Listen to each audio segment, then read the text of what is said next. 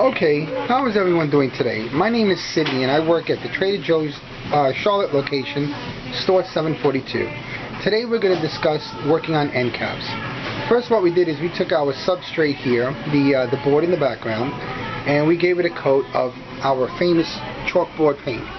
Now this is Rust-Oleum. This one I highly recommend because it allows the paint markers to slide across it very, very easily, and it coats real well.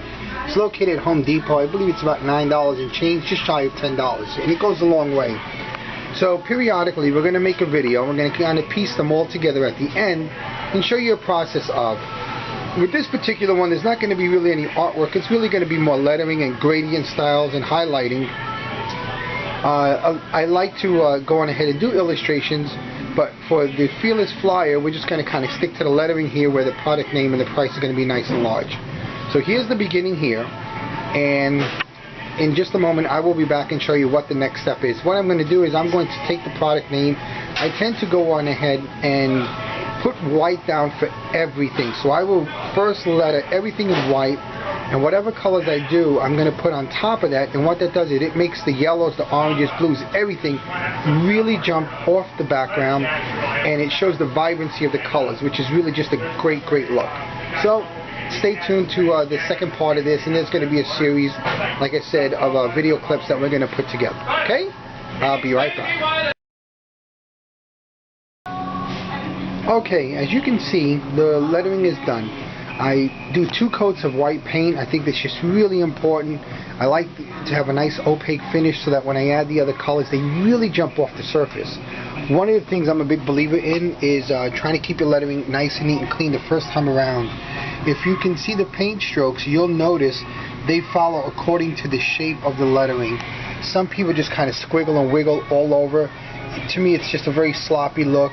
It allows the bottom color to come through, and you can kind of see the highs and lows, which I don't like. I like it to be very clean, very sharp. Now, even the squiggle wiggle over here has 2 coats. The only part that does not have 2 coats is the lettering down here. Up top I use the broad marker, down below I use the thin marker, and we kind of go with a very loose general hand style, which is all the consonants are done in capitals and all the vowels are lowercase.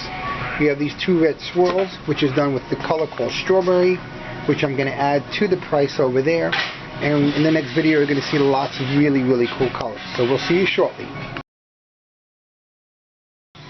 Okay, in my last video I said I was going to have yellow and everything up there, but actually I almost went one step too far. Right now I'm putting the cast shadow in, which is just this great orange color here. Everything that I do is always 2 coats whenever it comes to coloring in anything. So I have my orange, and even once again I try to keep it pretty neat, pretty clean looking. We have the strawberry, which is the color that we use for the price. Just gave that a 2nd coat. And now we're going to come on over here. We're going to use our handy little blow dryer here. We'll start hitting it. Sorry for the video tipping over like that. We'll start drying everything here. By doing that, it just helps to accelerate it. So when I come back to the next video, I'm going to use a series of different things here. I'm going to put the yellow background to the lettering. I'm going to let that dry, and then I'm going to use 2 types of markers.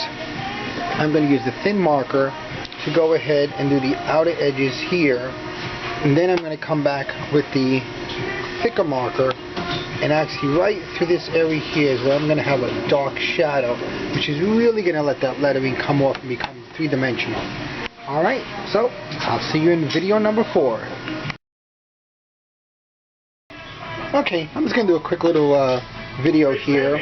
I'm using the small line brush here. I'm going to try to multitask here. And always one thing that I always told somebody is just the faster you go, the smoother the line is. So let me see if I can do this with the camera and run that all at once. That's how you really get to clean up your edges. So I'm going to start with the small line brush, and I'm going to go to the larger one. I'll be right back. As you see, I'm starting another letter. So I'm going to try to do this holding the camera and doing this at once. So I'm going to multitask here. See if the camera's positioned correctly. Yes, it is. Nice and quick. The faster you go, the smoother the lettering. There's a little dip in the board itself. And by the time I'm leaving frozen, I got to fill it back up again. Okay. We got inventory. Now we're going to go to the next lettering here. I suppose we can order 10 or 15. Yeah, I mean, you know they're going to sell. Oops, look at your camera focus they here. take one, then they come back and they're like... I didn't know we were selling that much. Those are correct. I mean, I guarantee if they didn't... I went to fill it and then I got called up the ledge. Time I got back, Adam had put everything away because I said, did you put the pumpkin ice cream? No, I didn't have a chance. So I guarantee that second box has been put out. But it goes like that. It's a little harder to do this holding the camera here. So I'm going to show you how clean this lettering is. So bear with me, I'm going to do one more letter and then we're going to start we'll come back for the next video, okay?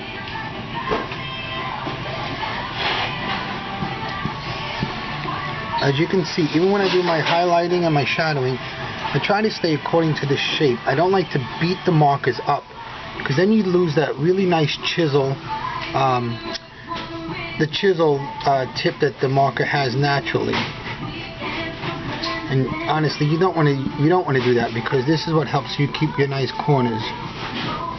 And then, of course, later on you can tighten them up.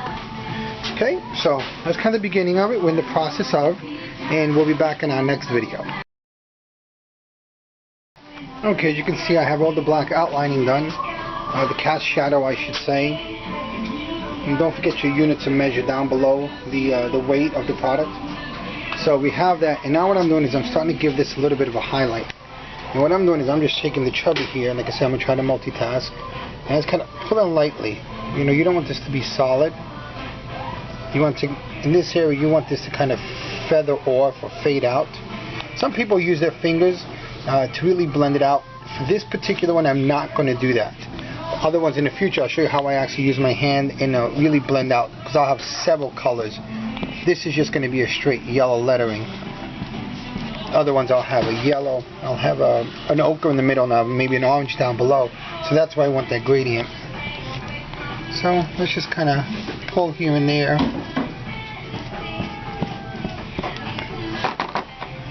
I'm just tapping down below to get a little bit the white going. Just kind of pull across a little bit. See that nice feathering? We want that little feathering. That's kind of a nice look. Let's put a little bit through here. Let's come on over here. And try your best not to make these like straight lines. That one's a little straighter, that's okay, but this kind of unevenness really gives it more character than every single one being straight across. You just don't want to do that. It's too even. And for the eyes, it just looks nicer when it just kind of flows a little bit more. So I'm just kind of cutting across the top here, and then kind of pulling down here and there. Tap my marker again. Kind of do that. Same thing here. So as you can see the difference. I see a lot of signs where the lettering, the product name is just this solid color. There are no gradients, there are no highlights to it. For me, it's pretty flat. If you choose to do it that way, I mean, that's fine. But the difference is this, where something really jumps off the surface. This method that I'm doing is what I call turning the lights on. I'm adding some highlights here. This is turning the lights on. This is kicking it up, really making it come off, having some reflective qualities, okay? So I will be back in just a moment, and I'll show you kind of closer to the finished product, okay? And then what I'm going to do, hold on one second, I got my other marker here. This cornbread, I'm not going to leave it white. I'm going to use this nice fluorescent green, and I'm just going to put it to the bottom half. I'm going to leave the top white. I don't know if you're going to pick up this reflective green or not. I don't know how well it shows up on the camera, but it's a neon green. And it's just got a nice style to it. Just a nice vibrancy. Same thing again. I'm not making it straight across there. I don't know how well you can see this in the camera, this green. Because through the lens, from what I see, I don't see this green at all showing up. So hopefully, when I look at a video later, it'll be there. Alright, so we'll be back again.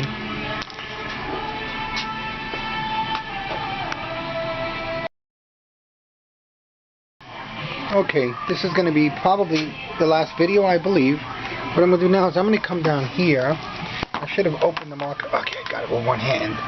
And what I'm going to do here is, you're going to see how, okay, that looks cool. You can see the price. It really pops out. But I'm still going to actually highlight it just a little bit more. So I'm just going to kind of take the white here. And I'm just going to kind of go around the edges.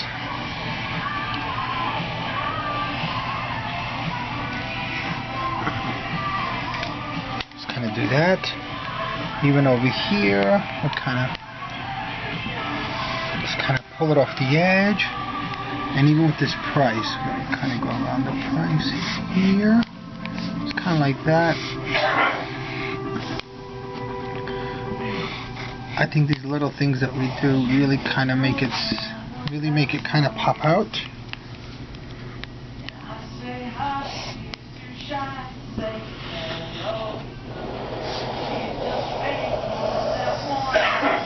Okay. And now you see how much more the price comes out. I kind of like not having a rectangle there. I kind of like the price going kind of out of the box. It really makes it 3D.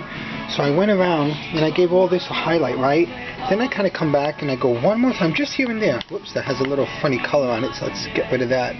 That's good that happens. Go to the towel here. I must have picked up some color, if you can see that here. So I'm going to kind of get rid of that color. So I'm back to all my white. Sometimes when you go on another color, obviously the color down below will pick up into it. So I picked up a little red from the price. I'm going to get rid of that. Now it looks nice and clean. Okay. So I just kind of come here, just here and there. Let me tap to get some ink coming out. Just here and there, just to give it a little brighter. This is we're turning the lights on right now. We're kicking it up. We're turning the lights on. You'll hear me say several expressions. One is called turning the lights on, and the other one is called evoking an emotion. You know, we want to stir them up. We want to make a customer look at this and kind of maybe think of something they didn't think about a moment ago. Okay, so we have that. Now, I don't know how well you can see. I gave this border a neon green, which is really nice because the cornbread, the lettering of the cornbread is white up top and has this fluorescent green. I can't see it in the camera, so I'm hoping that when the video goes up, you will see it on your end because it's a great electric green.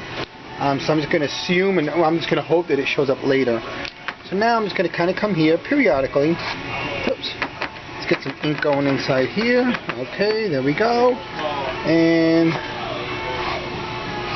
kind of make my cross. Little twinkle. Same thing here. Just gives it a little sparkle. Just in a couple of places. This is still kind of turning the lights on. Adding a little something extra, not too much. I don't like doing too much because it can actually get distracting. And now, what is my last that I have to do?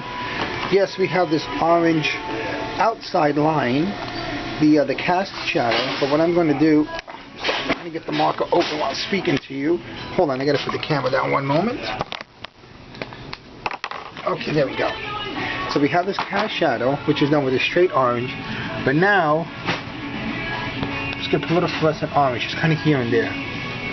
That's part of that whole turning the lights on. It's not all over the place, it's just kind of here and there. Just right across the top lines, right across where the angles hit. Nothing major. Right there where the line would hit, right there where the line would hit. Right here at that angle, where that would hit. We're just kind of cutting them in. Let's continue doing that there. One goes here, one goes there. See, like I say, it's just very little. The top where it would hit, reflection. At the corners where it hits.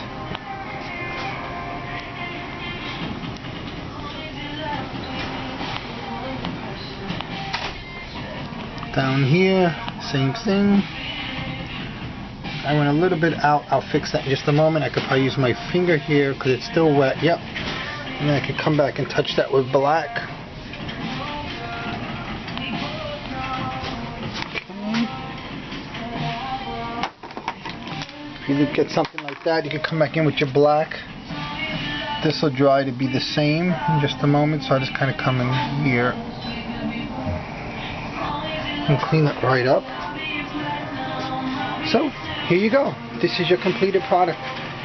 Now normally a sign like this probably would take me, I would say 40 minutes to play it safe. 45 at the high end. Maybe 35 to 45 minutes, depending on how much time I have to really keep the corners clean. Took a little long with this video because I just wanted to go a little slower for you. But ideally it is pretty fast. You throw the white down, you hit a second coat, you throw your yellow, hit a second coat, and then the rest is all just highlights. And of course your cash shadow and your outlining. But that's basically it. So I hope you've enjoyed this. Here's another one that I did over here that's on its edge. There you go. And I hope you enjoyed this video. There's going to be a whole series of videos coming up where we really get into some illustrations, some beautiful paintings, which helps evoke an emotion. That's an expression I use where, here's an example. You could have a sign that says hot dog. Okay, that's cool. You got some great yellows and oranges. You have the price. However, you put an illustration of a hot dog up there with golden mustard, nice dribble of mustard on top of it. That's a whole different story with a little steam coming off. That will actually get you hungry, and yes, you'll recognize that. Picture says 1,000 words, and then the product name with the price. So that's tapping into another emotion. I hope you enjoyed this. My name is Sydney. Charlotte location, store 742, in the beginning of a series of help videos on all different type of approaches to doing some very successful emotion-provoking, sensory, exciting, stimulating, eye-catching artwork and signage. Thank you very much, and I hope you enjoyed.